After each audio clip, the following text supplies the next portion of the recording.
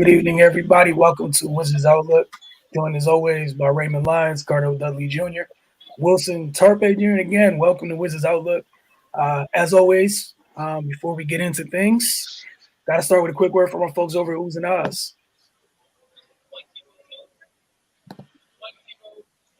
Our daily happy hour from 3 to 7 p.m. is a perfect time to stop by with friends, co-workers, colleagues, or family. You're invited to join us for signature cocktails, wine, and delightful dishes from our menu. Visit oozandeyes.com to see the menu, hours, and more for both locations now that the U Street location is reopened, has reopened rather. All right, Cardell, you're in the building. Your thoughts on Washington beating Indiana and Chris Staff's debut, 133 to 123. It was a hell of a debut. Couldn't ask for anything more, especially when minutes to structure when not. You saw what we kind of envisioned when they traded for him. You saw his impact on both ends. He scored inside and out. He ran the floor. The thing I was defensively, he protected the basket. The thing I love the most about him is he went on the perimeter and guarded guys, man. He went out there, hedged out hard, tried to stay with the guards long enough for the Wizards guards to get back into it. He trapped. He pretty much did it all, man. He showed his skill set why he got the nickname the unicorn. You know what I mean? He's a special talent. Main thing with him is just staying healthy. He's always been that. I mean, when he's healthy and on the floor, he does a lot of damage. But now, it's going to be hell for defenses. Because now you can't load up on Kuz. You can't load up on him. And, we've been talking about who's going to be that second option, consistent second option behind Kuz with Bill out. It's Porzingis, right? He kind of established that in the first game. You know what I mean? So now they got two headed monsters where offensively they can go to and get some good shots, and everybody can kind of feed off them. And I just like I like the flow for the most part of the game. I think in the first half, once Porzingis came out strong, they kind of got complacent with their defense. They reverted back to the bad shot taking that always has plagued them throughout the year. And the Pacers made a game of it. Then in the third quarter, they buckled down. They came out in the half, they adjusted, they got out there defensively, and they started taking good shots. You know what I mean? Even if they missed, they were good shots. And it took away Indiana's ability to get on and run because they were good shots. And it allowed the Wizards to get back on defense. And look, man, the way they can swarm, and with Porzingis back there, with Gafford at times and whatnot, it's tough. And you saw Indiana, they was getting in the paint. They had 60 points in the paint. But it was a combination of the guards and the bigs. But when the guards got in there, believe me, they felt them around. And that's different than what we've been seeing, before he came. You know what I mean? It was just good to see, man. I like the fact that, overall, it was a balanced attack. I think they had about, 7, 8 guys in double figures. 7 guys in double figures. 52% from the field, 40% from three, 81% from the line, and most importantly, they only turned the ball over 5 times, man. Like it's that's how you pull out these games. That's how you pull out, close games that's going down to the wire. You don't make mistakes. You don't beat yourself, and you force the other team to have to make mistakes, and they pulled it out. I think it's a good building block moving forward. Same with the Wizards.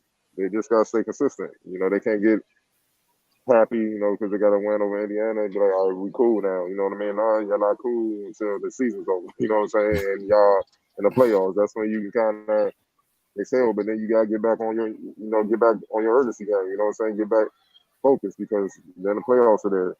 They're capable of making them run. Like we said, even with all the injuries, the trades, whatnot, they should still be focusing on getting that play and doing some damage. You know what I'm saying? Because they're capable. All you gotta do is just play your game and whatnot. So. I love what I saw today. I think it's just being consistent moving forward. We'll see. But it's a good start. All right, what say you, Ray? Yeah, man, it was a great debut for Porzingis. His impact was felt immediately on both ends. Like Cardell said, his versatility just opens up so much. We've seen times where teams got to make decisions, man. We seen when they try to double him, and he's making passes out the double team, and guys getting wide open threes. We've seen they're trying to single cover him, and they're getting mismatches off switches, off picks, He's going right to the block and shooting over guys. So he just adds another dimension to this team. And with the way Kuzma's been playing, and you add another guy like that in the mix, it makes the Wizards a completely different team, man. But the biggest thing again is consistency with them. But I don't think anything we saw tonight is not sustainable because I mean it's just basic stuff. As long as Porzingis is able to stay healthy, um, yeah, man, we should see them kind of make a strong push for this playing thing to close the season out. But yeah, I like what I saw tonight. They did have some lapses in the game on both ends. Um, but they corrected those issues. The offense a little bit in the first half, they got kind of 3-point happy. Which is not surprising seeing as how well they've been shooting the ball lately. But some of those shots, they weren't created off ball movement and getting good looks. They were just kind of jacking them up, and that's why they were missing when they got back to being disciplined offensively. Guys moving off the ball, they swing the ball around. They got better quality looks, and the shots start falling. It's not rocket science, man.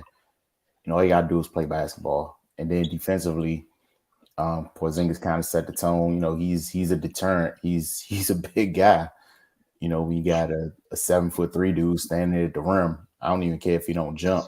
Him just standing there putting his hands up makes a difference, man. Unless you one of these dudes that could jump out the gym, which I don't think Indiana has any of those type of athletes.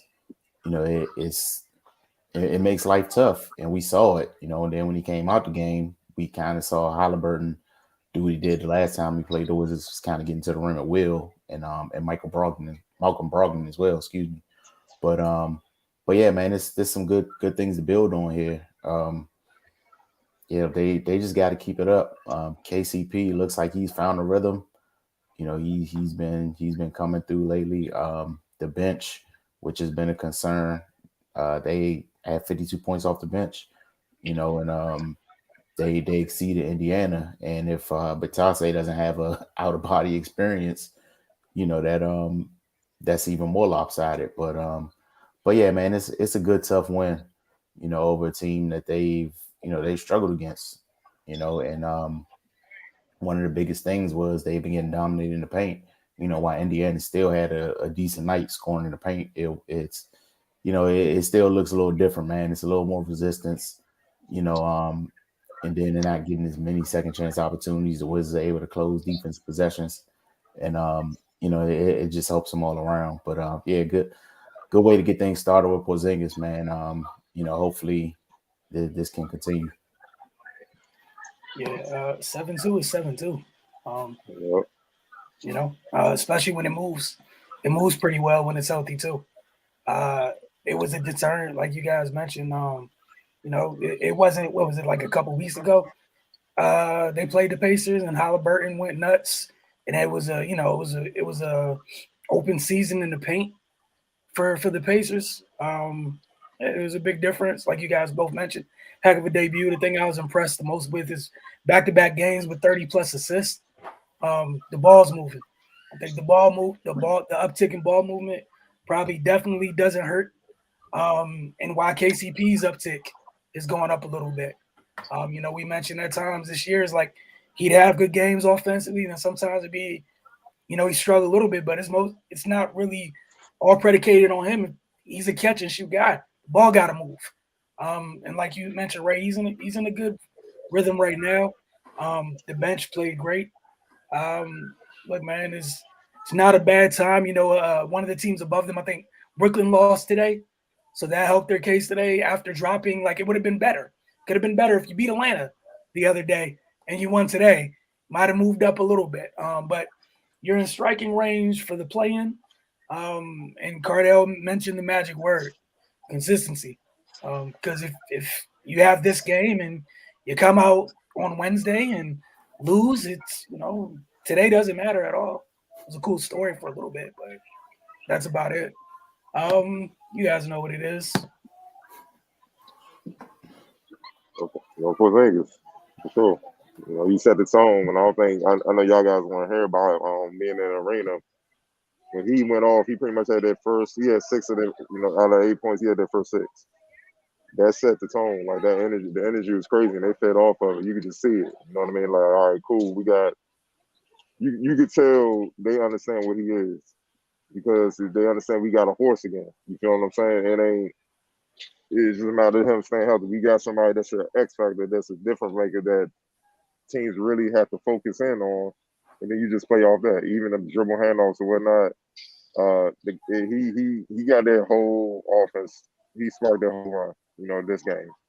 And it was good to see, man. They ain't like this is the loudest this arena been since they started 10-3. Seriously, so it was a good thing. It was a good deal, man. I like his impact, man. Like I said, just make it a game in, game out situation, and they'll be on their way. But for sure, it's him because he set the tone. All right, Ray, I doubt that you have a different person, but I'll give you the opportunity in case you had a rebuttal. No, man, it's a new guy. All right, cool. I think it's pretty simple there. All right, Ray, I'll let you go first for X Factor then. In case we're on the same page. This one was a little more tough. I'm gonna go with Ish Smith, man. Especially having to when Neto went down and he kind of had to fill in that gap. Just the way he pushes the ball, and being a pest on defense, he came up with some timely steals. When Indiana was fighting their way back into it. And he puts pressure on the defense as well, getting in the lane, and then he was able to create some things for other guys. So just wanted to give him some love. Cardell. Ish Smith, yeah, I don't think he had a near triple double off the bench. 13 points, 9 assists, 7 rebounds, 2 steals, and only 1 turnover. That's a big deal. You don't see point guards doing that. On 6 of 8 shooting on the field, off the bench in 28 minutes. He was huge, man. Huge. And I got to show Tomas Ramsey some love, man. Like, man, they needed that dude. He's another one that brought the energy too, with how hard he was playing on both ends, man. Swarming everywhere, caught a couple bodies, man. He's bringing something that they didn't have: athleticism and versatility on the perimeter, as well as playing hard, all out, man. So, those 2 guys. But I'm gonna roll with Ish Smith, number 1 though. It's kind of ironic. Both of the guys you mentioned are 2 guys, they had at different times here during different regimes, what have you. Probably 2 guys they didn't have to get rid of, what have you, but they're big right now. They matter. You don't have that production off the bench without those 2. And Cardell, you mentioned, without 2 veteran point guards, you don't take care of the ball like that. And they each give you something different. I love the change of pace when Ish is in there, especially sometimes late in the clock. My man hits the turbo button, and things open up not only for himself but for others. I think Sato had a nice drive to remind everybody. He has a little bit of bounce at his size. He does that. But yeah, both of them. I agree with you guys both, man. They both contribute amongst many others off the bench. We had one topic we wanted to get to before we get to the comments, and we see you guys in the comments. We got y'all. Just bear with it just a little bit longer. You guys mentioned this in our regular group chat. Talk about Spencer Dinwiddie. He's hit the ground running over there with Luka and company. And we know the dumpster fire that stuff was here before pre-trade deadline versus post deadline. So Carter, I'll let you start off with this one. Your thoughts of his, just looking at him here and then there. What was the disconnect? If you could put a finger on it, or I mean, he kind of spoke on it.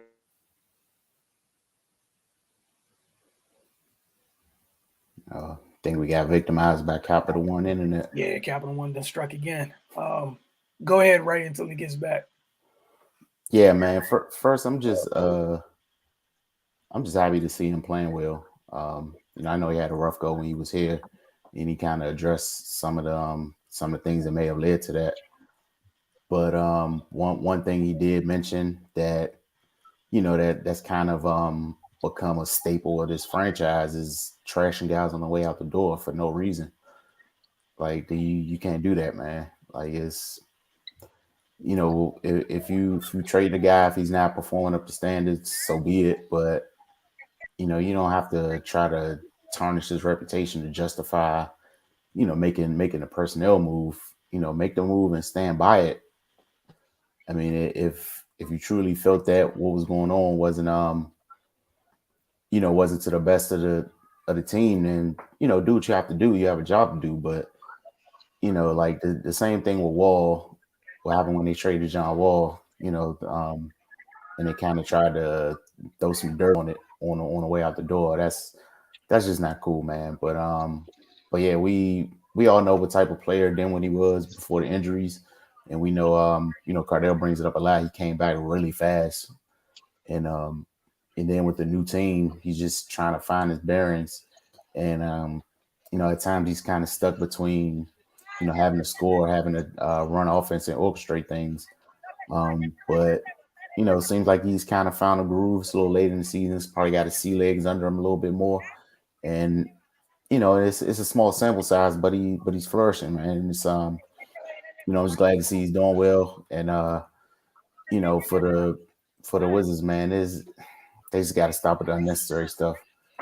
Like you traded him. That's that. You know, it's it's no need to try to badmouth the guy or whatever, man. It's that's other players see that type of stuff, you know, and it's already hard to get guys here as it is, and you know, when they see stuff like that, it's just, you know, it just adds fuel to the fire. For me, it's just classless. You know, I hate sneak dissing. You know, I'm the type where I like to be direct if it's an issue and just handle things like a grown man. And you know, Dinwiddie kind of spoke on it in a couple pressers before he was traded. You know, he tried to speak up, and he said it didn't go over well with a lot of guys. He said that matter of factly. And you know, I was saying this when they hit that slide in December, where it was just like they were losing for the entire month or whatnot. You know, I was saying it's gonna have to be some uncomfortable conversations that need to be had with the players amongst themselves. And when he came out and pretty much was like, I was trying to do that, and they kind of rejected him. You know, I already knew what time it was. Um, and you know, it's just ego fragile thing, especially at this level. You know, the NBA level, man. It don't take much. And once it started going downhill, I'm pretty sure a couple players, you know, expressed their view and opinion on how things can turn around. It don't take much for guys to just go. Certain guys go left, the other guys go right. You know what I mean? And then you just have chaos, and you saw what happened. That's why they had to make a move because the shit was sinking fast to the point the play-in wouldn't have been possible. You know what I mean? So I don't blame Spencer. I just think now he's in the organizations. He's in a situation where, with Jason Kidd especially, playing off Luka or whatnot, he could just play his game. Especially coming off in the reserve role. I think that's what they're trading him for, to be the kind of the backup floor general to Luka to help take the pressure off of him at times as well. You know, so I'm not mad at him, but I just don't like that, man, because he a solid dude, man. He came here to hoop. You know what I mean? And I just don't like that because you can't demand your players be professional and move with integrity and stuff, and then leaks get out that you dish them on the way out the door, man. It's just getting old. You did that to one of your best players ever in John Wall, which I felt was weak, and the owner did that. You know, that never said well, and it's already a chore trying to get players, not even just to get here, just players to pick up the phone. You know what I mean? You doing that. You know what I'm saying? And you know, certain other players and stuff that they're gone, man. Look, man, once they're gone, just let it go. You know, it's just silly, man. Be the bigger person. You supposed to be the bigger person and carrying it, being the owner. You know, it starts with you. You know what I mean? I'm not saying the owner did it with Dinwiddie, like whatever player said that, he's gone, man. What's the point?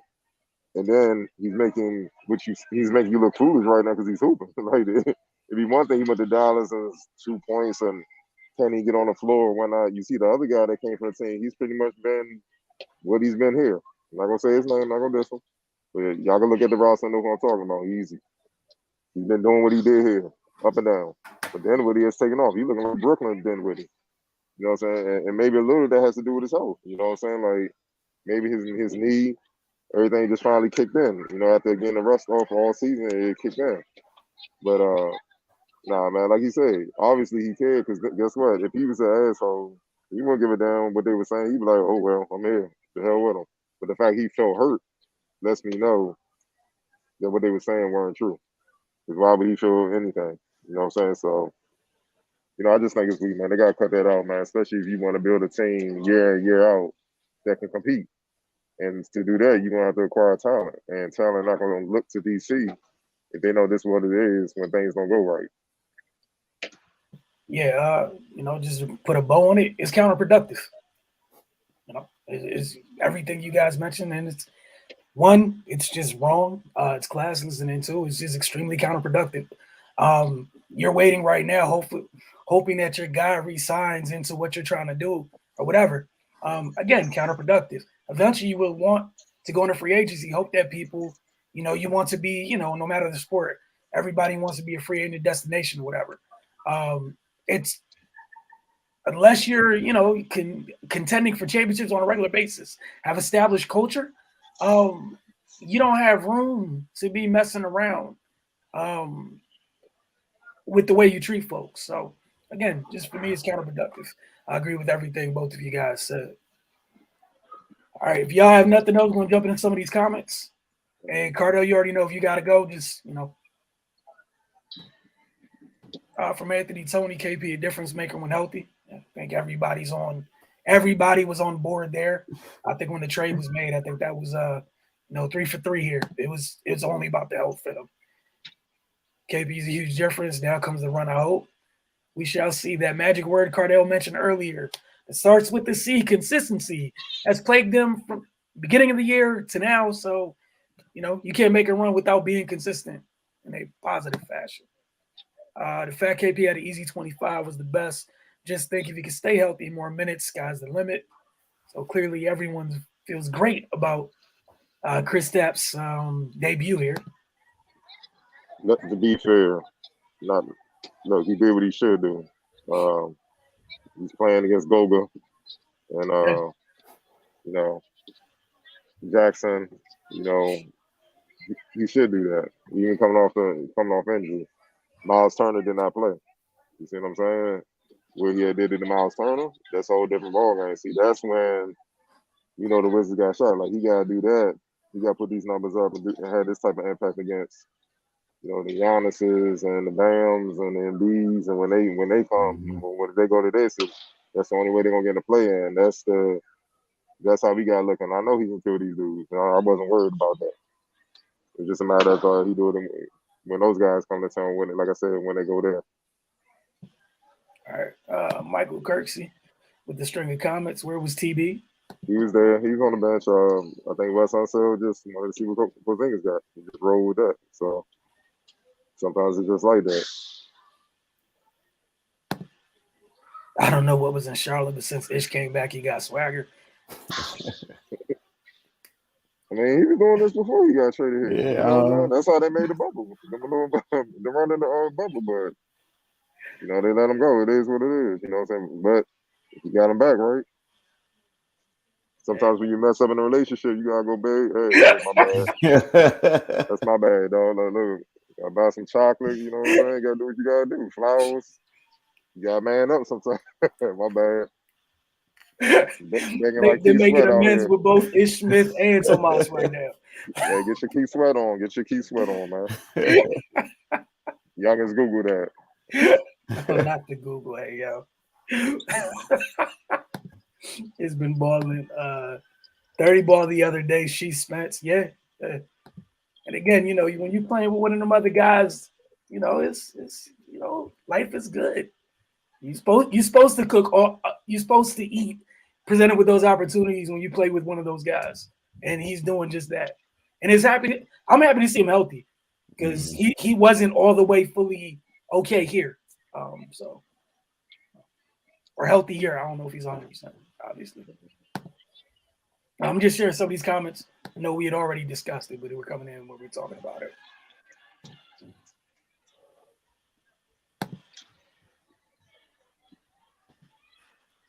So about Dinwiddie, and then Big J says we need to load manage KP, but he's a bucket for sure.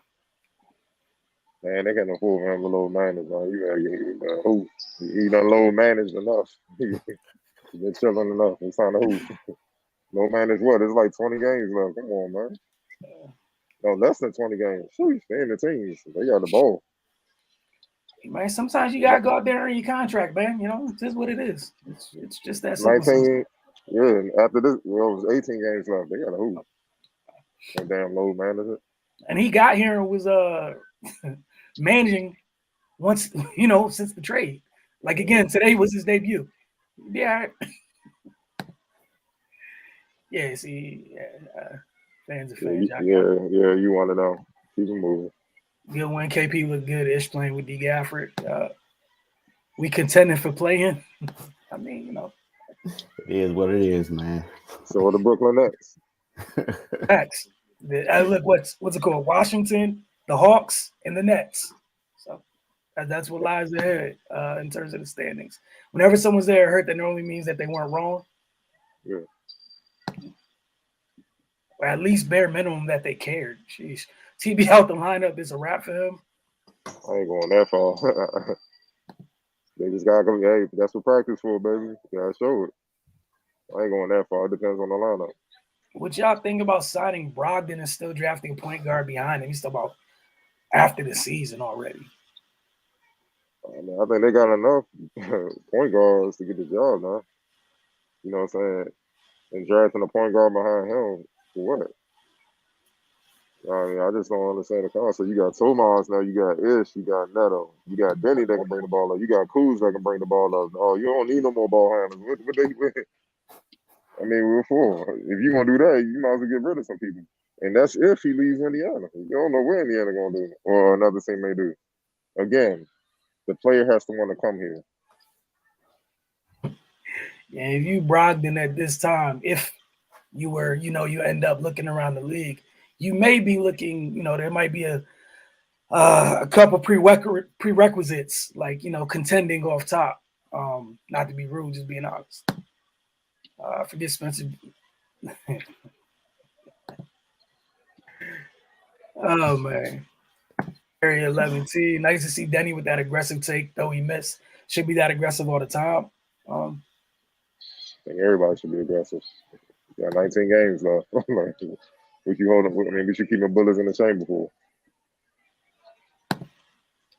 From Kirksey, side note, she's Tatum at 54. Yes, he had himself a day today. Hey, professional scoring going on in Boston today. Yeah, he did that here. So that's what kind of got the ball rolling when he came here back in January. So yeah, he's been killing ever since in Boston. Next thing you know, they in the playoffs. They was like 10th.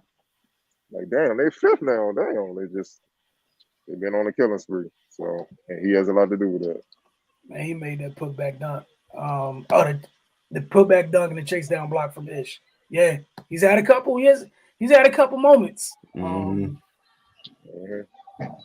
Dunk saddle hat is something we need to see more of from other guys as well. Over 6'7".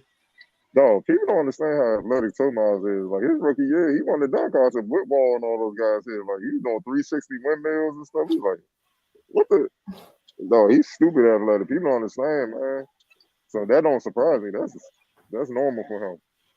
Weren't we at training camp when he got drafted? Yeah, that was the 360 windmill, the dunk crazy contest. Dunks Yeah, VCU. Hey, that's what I'm saying. It was him and John taking turns, just showing off for the fans. Like it was 360 windmill. Hey. Yep. Calmly, effortlessly, with ease. Yeah, he's stupid athletic. All right, so there's a theme we're gonna get back to clearly. Here talking about point guards. Seems West is scared of a big lineup play. KP with Gafford. Damn, it was their first game with KP today. Let's give it at least the scientific method which is 3 before we determine if he will never use a big lineup or not. It was 1 game. It's just one. It's just one. It's about a real point guard that can actually shoot. See, this is what kills me about you. I'm trying to be nice. You mother. No, shooting's not the end all be all for a point guard, man. A point guard's main job is to set the table. Y'all got to get the hell off this analytical Steph Curry. Everybody in Steph Curry. You see the Wizards struggle. I mean, you see the Warriors struggling with Steph, right? Because you see the Warriors struggling with Steph, right?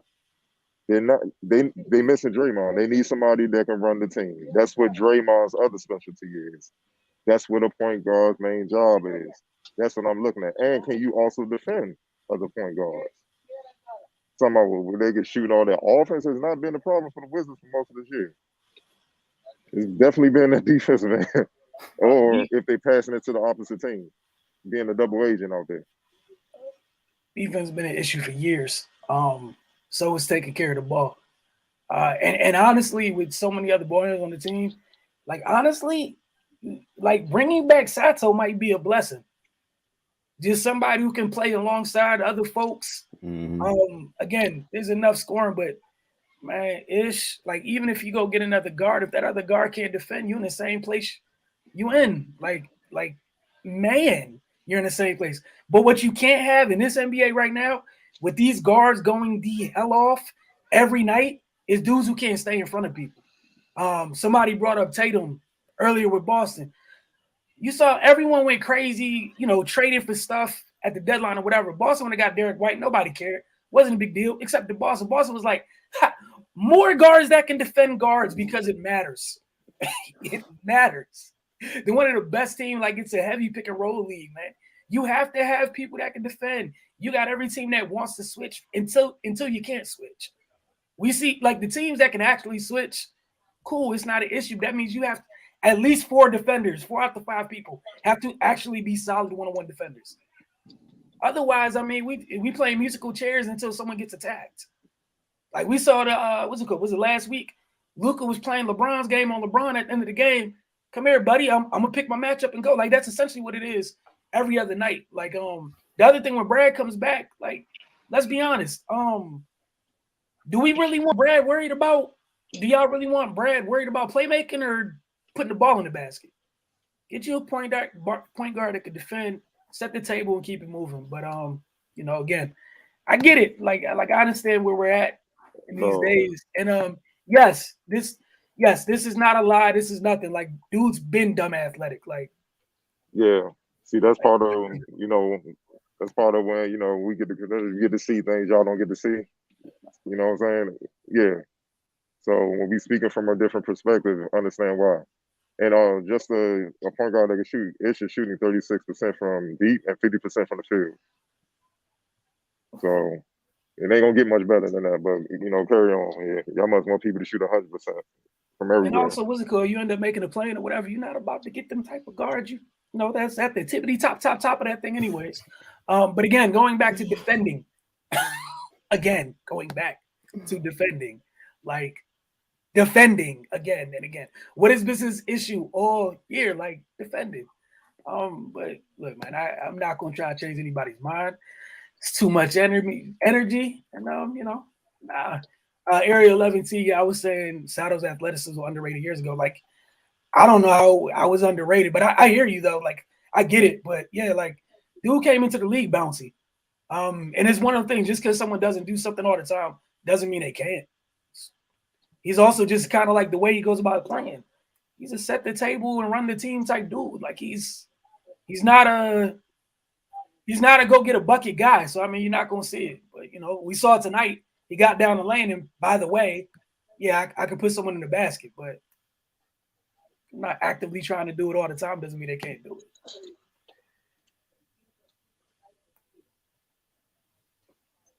Oh boy. Yeah, he and his feelings. He'll get over it. Yeah. I hear you, and that's great. I also know where I was that year in training camp, watching that dude. But it's cool. I'm not. Don't nobody give a damn how old you are, man. Like, man, get out of here with that, man. You don't know your stuff, because if you did, you would know how good Tomas is. Talking about anybody worried about him. Everybody worried about y'all getting in y'all feelings, man. Who y'all think y'all are, man? Man, let's carry on, man. These fools be tripping. Look at how effortless he jumps. Better Google. Yeah, it's not that hard. Exactly. It's really not that hard. I know how old he is. I know myself. Man, go ahead, dog. I said we definitely need a point. I mean, that's great. You could always want to need stuff, but again, like, well, wait a minute. When did Malcolm Brogdon become this knockdown shooter and flat out scorer though? He just be talking. He's not even broad that nice, but chill. Like, shut up, dog. Dog, they be we being realistic out here. These fools want to be they being sensitive. But like, who y'all want them to get? Go get Ja? Y'all want the Wizards trade for Ja? Get KD something like it's 2K. We being realistic with what it is. The guys they have to get the job done by committee. That's what they're gonna have to work with. Because there's nothing. What else can they do? I mean, you got one or two things happening. Dude resigns and you're going forward with what you have because you can only get better on the margins. Or a dude doesn't resign and you blow it to you know what. And again, you're still at the back. But yeah, man. It's not a big thing. But again, we get it. No problem. Again, as always, want to appreciate y'all that tune in each and every game. I will be back Wednesday. Check us out, the Focus TV this week, as always. And y'all have a great evening, man.